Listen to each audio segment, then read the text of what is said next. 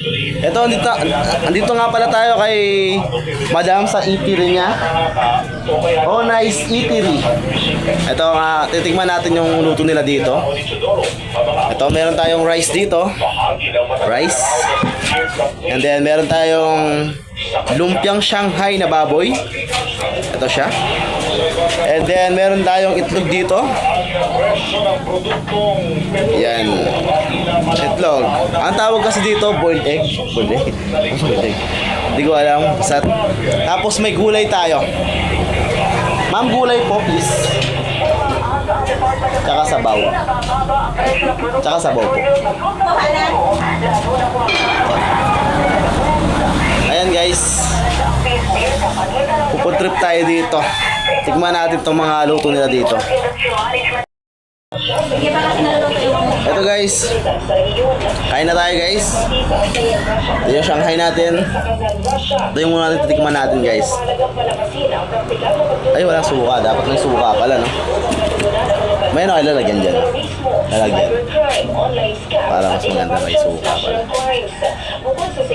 Sabaw muna guys. Okay na rin. Tsura mo na, soy.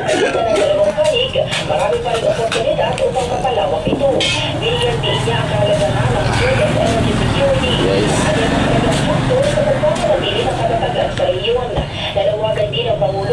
Suka nila guys.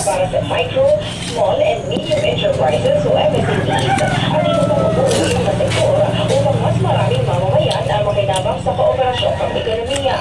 Kasama rin sa mga tinukoy ng punong ehekutibo bilang malaking bahagi ng ASEAN-Russia relations ang pagpapalakas ng people-to-people exchanges sa pamamagitan ng scholarships, student exchanges, academic partnerships, tourismo at cultural cooperation.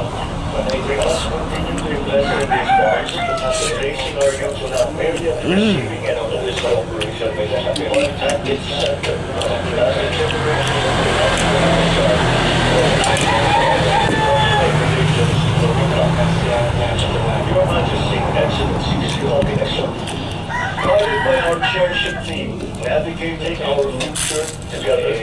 The Philippines approaches this summit not just as a ceremony of commemoration, but as a renewed call to action.